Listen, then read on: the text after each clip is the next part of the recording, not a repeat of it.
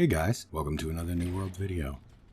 It seems there was a lot of buzz around character transfers and server mergers due to a decline in population since launch. This of course is a painful experience for the people who ended up stuck on a server that's seen most quit or transfer off, leaving them with a dwindling population. According to this post on the forums, it may come sooner than later. It was posted 2 days ago by Kay, the New World developer, in response to Farad. First I'll read Farad's post. Since server transfers are working more reliably and AGS is fixing the, hopefully, last issues and edge cases left, more and more low population servers are starting to die. Our server, for example, Low Population EU, saw a decrease of approximately 500 players over the last week, 800 peak to 300 peak according to New World status. And more companies are considering a transfer right now. Some of the content is gated by player numbers, example Outpost Rush, and people that actually transferred to these dying servers are trapped right now. I see the occasional topic with a similar theme pop up, but devs and community managers hardly reply to this issue, especially now that most of the critical exploits are taken care of. This needs to be looked into.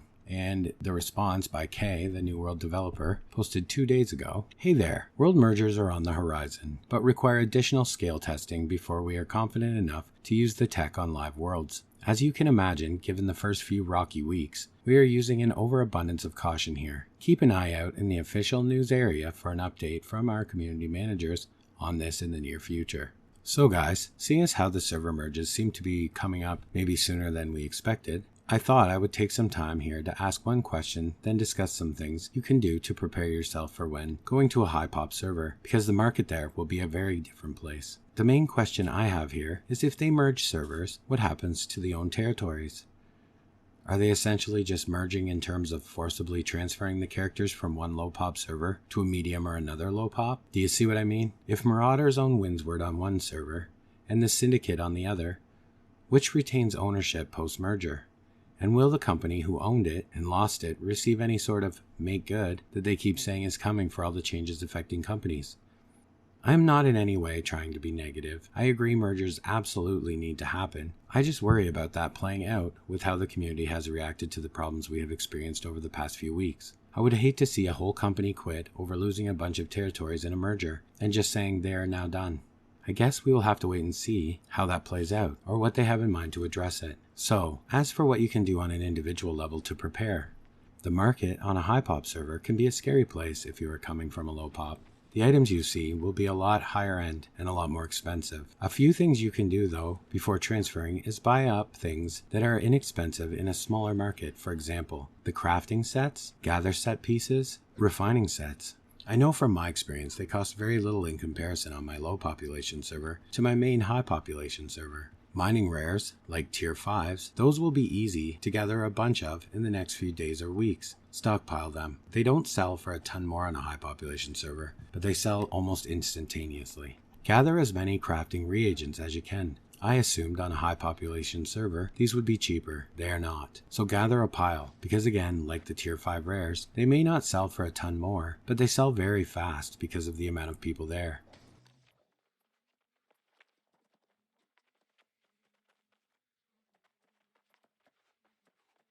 The biggest thing I can advise you to do is buy all of the 590 plus gear on your markets with good stats and perks. On my low population server, these sell for 50 to 500 gold max because there are very few people buying and they tend to just sit on the market.